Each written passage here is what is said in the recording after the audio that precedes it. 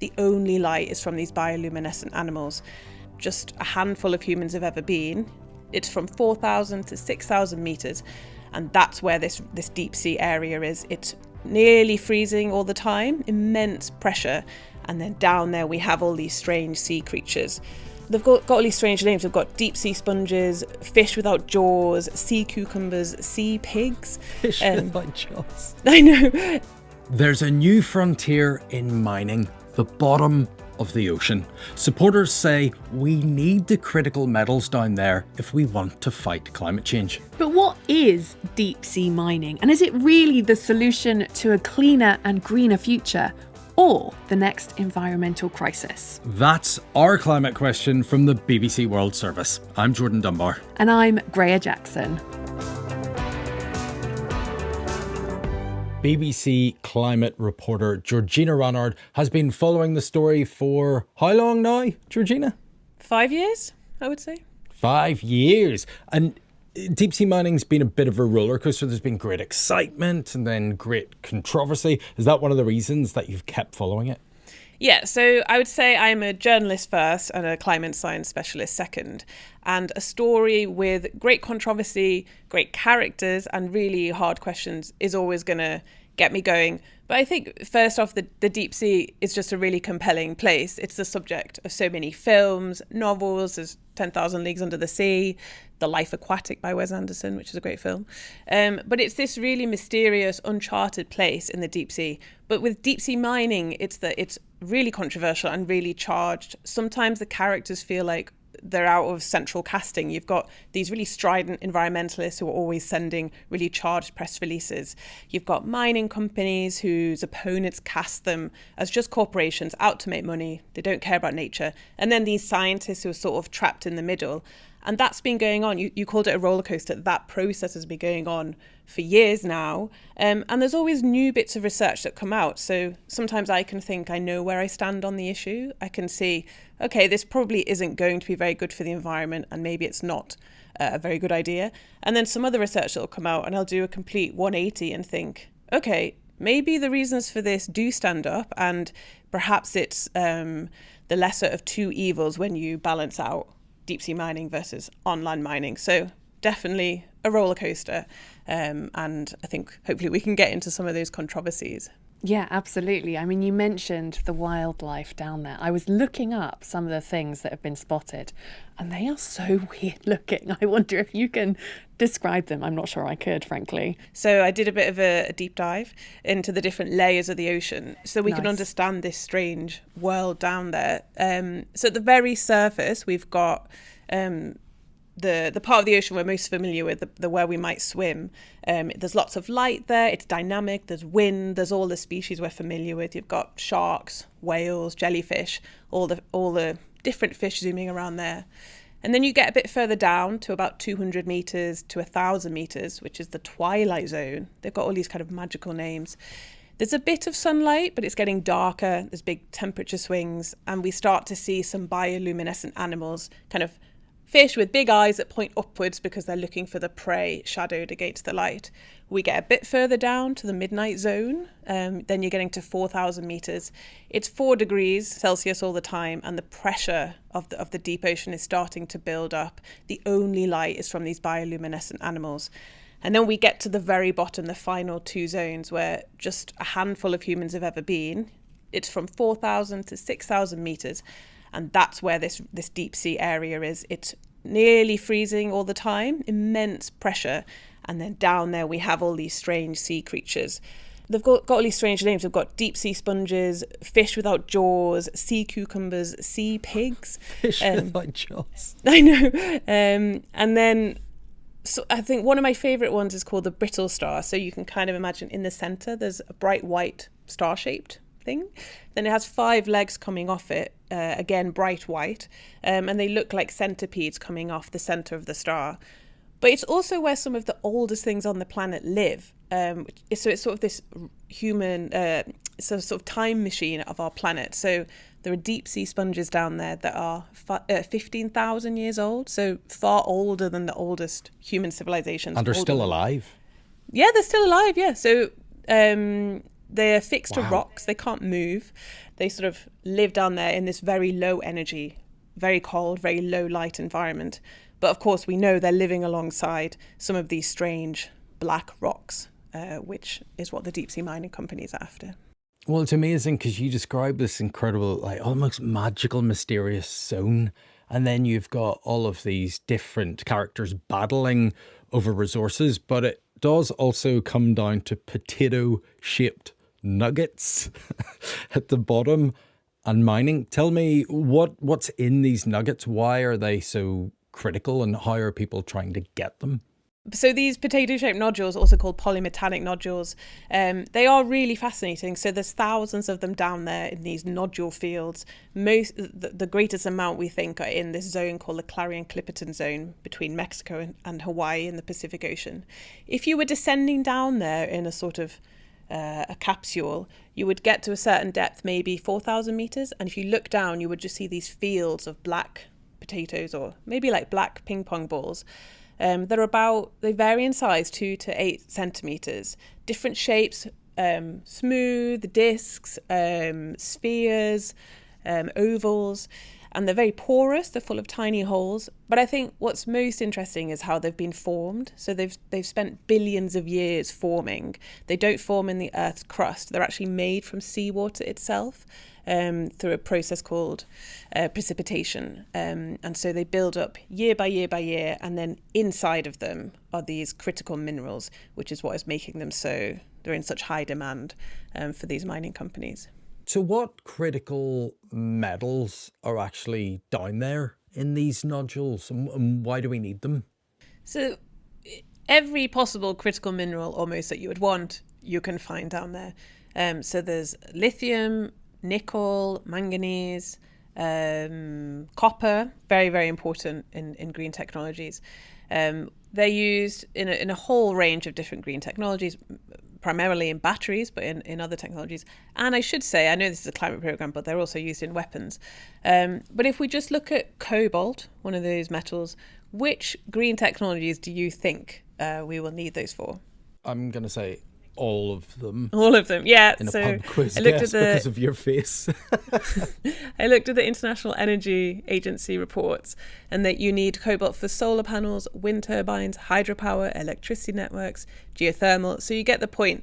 These are really valuable minerals that are needed, and in much greater amounts. So just for lithium, they think demand is going to grow by 40 times compared to the current levels by 2040. Nickel and manganese, the demand's going to grow 20 to 25 times. So that just sort of paints the picture. There's no debate about the fact that we will need these minerals and metals for these green technologies. Really, the debate is where are we going to get them from and what are the costs of doing that? And how do we actually get them out of the sea? You've mentioned they're thousands of meters down. Very few humans have even been down there. How do we get them up to the surface to then use them for all these green tech applications? In some ways, it's quite simple. Just like on land, you need to extract the metals, the minerals from rock. To do that, though, and we're talking about depths of up to 5,000 meters, they would have to have their ships basically at the surface level, send down equipment to the seafloor, probably the abyssal plains, or there are other types of minerals in sea mountains or crusts. Then they would send these machines along the seafloor. I've seen some pictures of them. They look a bit like tanks. And then they would use almost like a vacuum cleaner to hoover up the nodules, probably cutting them away, bring those nodules back up to the surface. That would also they'd have to expel a lot of the wastewater that they generate. And it may also produce kind of sediment clouds, basically the dust and material on the seafloor. So in some ways relatively simple, but in other ways very difficult because of the depths you're dealing with, how remote these locations are in the Pacific Ocean. And to this day, there hasn't been any commercial mining, partly for political reasons, but there are questions around actually how financially viable and technologically viable would this be. Well, what about the controversy? What would it do to the wildlife to have this machinery down there hoovering up these nodules and then sending them up to the surface? So you've got to think about there's different types of pollution. If you're driving a machine along the seafloor, obviously that creates tracks. There's light pollution, noise pollution, disruption of that sediment. But it's actually really hard to measure any of those impacts for two reasons, really. One, there hasn't been very much mining to measure. But two, we don't really understand this environment very well. So how can you understand the impacts if you don't know what's there or what might have been there before? But some mining companies have worked with scientists during tests to understand the environmental impacts. They've done that partly to try and get permission to do more mining. And the scientists go on those missions because, as I said, it's very hard to reach these abyssal plains in the middle of the Pacific Ocean. So I covered a paper last year by some leading UK scientists, including the National Oceanography Centre. They went out with a company called the Metals Company to the Pacific Ocean. And then the company drove vehicles for 80 kilometres on the seafloor. And the scientists used sensors and instruments to measure the impact before and after. So they compared biodiversity 2 years before the mining and then 2 months after the test mining. And they looked at small animals, worms, sea spiders, clams, and they found that animals living in the tracks of the machine were reduced by 37%, that the number of animals, and the diversity of the animals fell by 32%. So basically the sheer number of animals fell and the range. It might be that some of the animals had just moved away from the tracks of the machine, so they didn't die, but they went elsewhere, but we don't really know that. But they are significant numbers. 30% fall in numbers of animals. Diversity fall by 32%. In response, though, the Metals Company said they were actually encouraged by the research. For years, environmentalists had said that these sediment plumes would actually create environmental damage for many kilometres outside the tracks of the mining. And this research didn't really show that. Why would the sediment plumes cause damage to other animals and fish? So the argument's been that essentially this is a very delicate environment. Life moves very slowly there. There's low energy, low food. So the animals are quite vulnerable. If you then drive a machine across the seafloor, you create all this dust, and that could fall on top of the animals, basically burying them or disturbing their food sources. That was a theory. This piece of research last year didn't find that. It is just one piece of research. And I think this is where you're really getting to one of the core issues. We don't know very much about this environment. So we don't know what loss of biodiversity would represent. And if you've just, normally to reach a good scientific conclusion, you need lots and lots of studies. So this was just one. And what you're really getting to is how much damage are we willing to tolerate? For some people, 32% loss of biodiversity is huge. But for other people, they may say, well, okay, that seems significant, but do we really care that much about these clams and snails? If you drive a tractor on land, you would destroy some animals like that. So it's about comparing the different environments and losses of biodiversity and environmental impacts rather than saying any environmental loss is negative and can't be tolerated. And in trying to work out what the cost would be, it's very difficult when, like you say, we don't have enough studies, because this is further complicated by the potential discovery of one of my favorite names, dark oxygen. In a sentence, can you tell us what they're claiming dark oxygen is? The claim is that the nodules are producing dark oxygen in a place where there's no sunlight. So normally you need light to produce oxygen. But in the deepest parts of the ocean where there is no light, it's being produced in some other way. And they think that's the nodules producing it from seawater and splitting H2O into hydrogen and oxygen.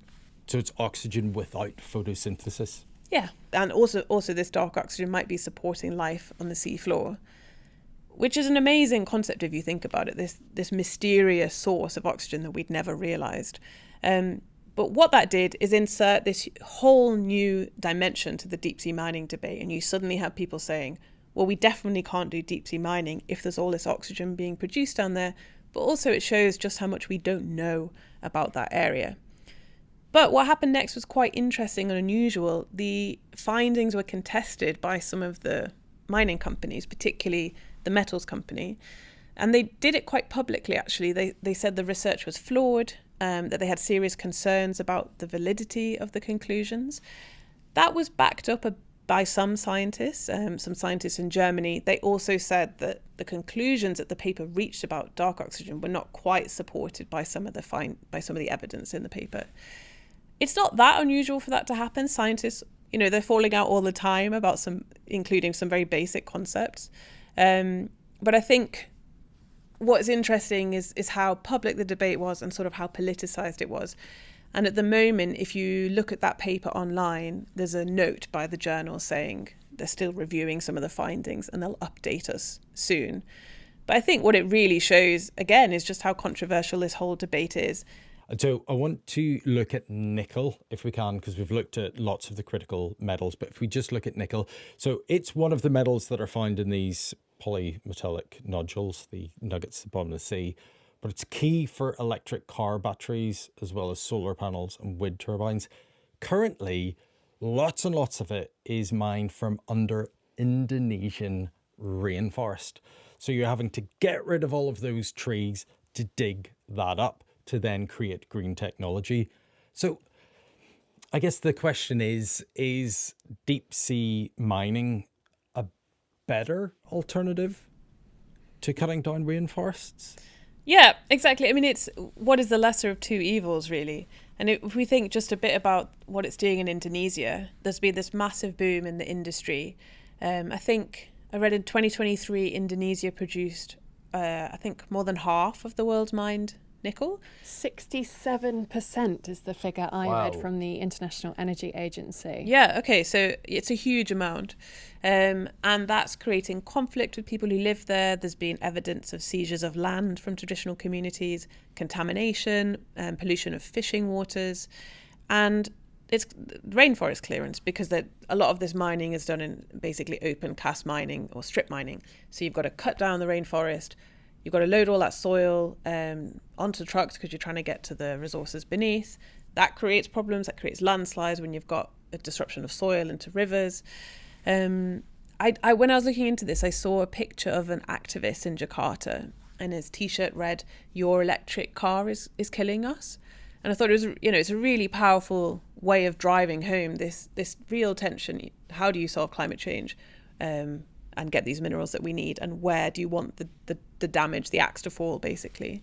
And the irony that the trees are sucking down the carbon and storing it, but by cutting them up to create a vehicle that doesn't create carbon dioxide, you're still getting rid of the thing that would be taking the carbon dioxide in the first place. Yeah, I think, rainforests absorb about 30% of carbon dioxide emissions. So at some point, are we starting to say that in order to protect the deep sea, this area we don't know very much about, we don't know how precious those animals are, we don't know they're a real abundance, we don't know if they only live there, are we really going to protect that?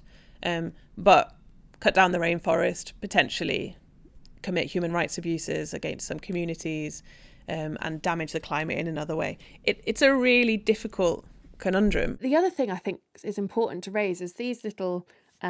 what are we calling them if they're not potatoes, by the way? Polymetallic nodules. Kiwis, is that more rebranded. exotic? These nuggets, basically, these nodules, they're very, very, very pure forms of these metals, right? When you look at land ores, they're mixed in with all sorts of other things and they have to be purified. These nuggets need a much less energy to process them into a form that we can actually use, right? So I don't know if has anyone, I know you said the data's a bit scant, but I was wondering, has anyone done like a cost benefit analysis to see, is it less carbon intensive to extract from, say, a rainforest versus on the bottom of the sea? So I tried to look into this. I think some work carried out by a mining company in Canada says that on land, the yields are about 20% at max, whereas deep sea nodules, I think, have about 99% usable minerals. Only 33% is metals, the other valuable elements. It would need less energy required to process them than on land, but you've got to think they've got to transport them up to the sea surface and then move them to land. I don't think it's particularly viable at the moment anyway to process them on the ships at sea, and even then you'd have to take the minerals to the land. I guess the big question is here, do we need to actually do it? So I think it's 40 countries have signed a proposed moratorium that would be sort of managed by a UN body, the International Seabed Authority, because they're saying until we know more about the environmental costs, none of this mining should actually be taking place. The US is pushing ahead regardless. It started to issue or tried to issue some licenses already through President Donald Trump. He's very keen to shore up US supply of minerals. But I think, so what you're really seeing is that there basically is no easy solution. You can say, okay, there's great costs in the rainforest, potentially great costs in the deep sea. And perhaps what it will come down to is partly the economics of it. Can we actually do this? And technically, can those minerals be brought up? Perhaps there'll be some initial mining, and then they'll decide, no, this doesn't work because of the costs of it, or they can't actually mine them. It's really difficult to see how this will play out, I think. And I can't let you go, Georgina, with asking you about whether there are other sort of solutions and approaches to getting these critical minerals and metals that don't involve digging up the rainforest or the deep sea. Yeah, give us an easy solution to the tough question, because I hate both of these. So at the moment, it's binary. Critical minerals are no technology. But there is obviously a world in which we innovate and we develop new materials, which could be used instead of lithium or cobalt or nickel. And there is some work on that already. So there's a sort of next generation of batteries being developed that don't use those critical minerals. There's some investment from manufacturers in those. They're quite nascent technologies. I don't think they could be rolled out tomorrow or next year. But I did read that some car manufacturers support the moratorium I mentioned, the ban on deep sea mining at the moment. And some companies, including Tesla, are investing in these low or no cobalt batteries. So I think, I believe in human ingenuity. We've seen so much technological change in the last 200 years, 100 years, 50 years. Why can't we believe that perhaps these materials could be made in another way in the next few decades? And are there even plans to mine the moon? This is one of my other areas that I report on, but the moon. What can we extract from the moon surface? Obviously, we know the moon was formed. It's a sort of off-spin of Earth, so it has a lot of the same minerals and metals that we have on Earth. You don't have some of the problems around communities living there or environmental damage in the same way. It is also very futuristic. You'd still have to transport rockets there. There'd be a carbon cost to that. Yeah, surely the economics of mining the moon are or an asteroid, because they right? also talk about asteroids as well. Yeah, I mean, there are thousands of asteroids that hit Earth every year, and some of them are full of metals. So I think, that's another option. I think it would make a small contribution. I mean, I wouldn't put my money on the moon mining. It's interesting. I'm much more interested in these alternative batteries and where that technology will go to. Georgina, thanks so much for joining us. Thank you. It's great to be here. And thank you for watching. Give us a like if you've enjoyed what you've seen. And don't forget, if you have a climate question that you'd like us to answer, pop it in the comments below. And don't forget to subscribe to the BBC World Service YouTube channel so you don't miss a thing. I'm Jordan Dunbar. And I'm Greer Jackson, and we'll see you next time.